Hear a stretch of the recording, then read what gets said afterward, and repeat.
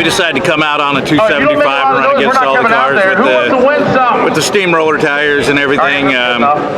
They give us a little bit of a weight break for that, but we also get the same weight break if we ran a 315. But nobody had ever been in the fives on a 275, so we wanted to come here and try and do it. So far we've been 2.6 flats back to back.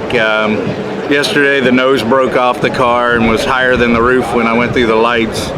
So we got it all patched up, ready to go, and looking to go low 590s, high 580s today, and hopefully if everything goes well, we'll win this thing. It's our sponsor's race. You know, we run a Haul-Tech system on the car, so it's their race. There'd be nothing better than to win for them. Can you give us the rundown on the setup of the car? Yeah, it's a Minor Brothers Hemi. It's only 477 cubic inches, so it's small and relative to big block, motor size.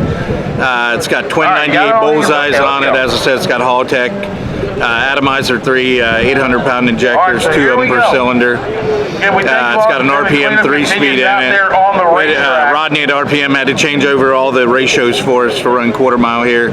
Normally we only run 1/8 mile, so we had to change all the gear ratios around, rear end round.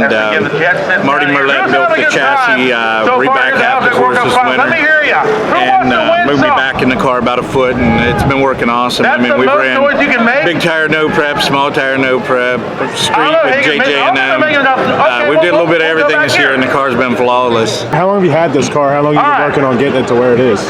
It's a part of the family. I mean, we've owned the car almost 27 years now. When I first got it, it would go 9 flat. Had a 502 Chevrolet crate motor in it with nitrous, and and it's just progressed. I mean, at one point I had a Fulton 615 in it, and then it had a big block Chevrolet with twins when we ran NMCA Super Street. Then we went outlaw 10.5 racing, then heavy street racing back when it used to be a shakedown in that. This was the first car ever in the 6s and over 200 at 3,500 plus.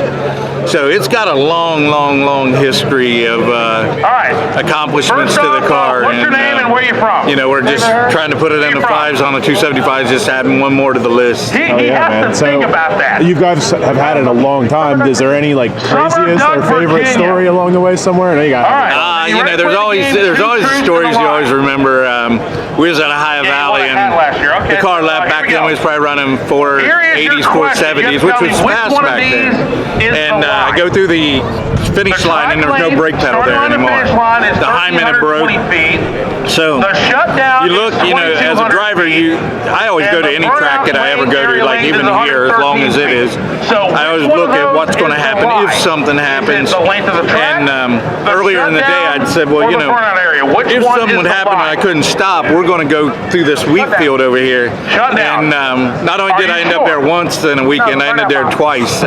We fixed the brake, and it still did it again. Just had a bad angle on the Hyman, and it broke it twice. I ended up in the wheat field twice, but we ended up winning the race that weekend, so I mean that was a good deal, But yeah, you always have stories, It's we went 220 mile an hour with no front brakes at Norwalk one time with it. I mean, there's a lot of stories that you can tell about it. Last but not least, everybody loves the numbers. What kind of power are you seeing, and what kind of boost are you seeing? When we run 88s, it makes about 35 to 3,800. With the 98s, it'll probably make somewhere between 42 and 4,800 if we really lean on it. Right now, we're only running about 50, 55 pounds of boost. We've ran as much as 73. It can make 100 if we wanted to. To make the 4,800 range, you need to run 100 pounds of boost. Awesome, man. Well, badass. Good to see you out here, and best of luck. Appreciate it, guys.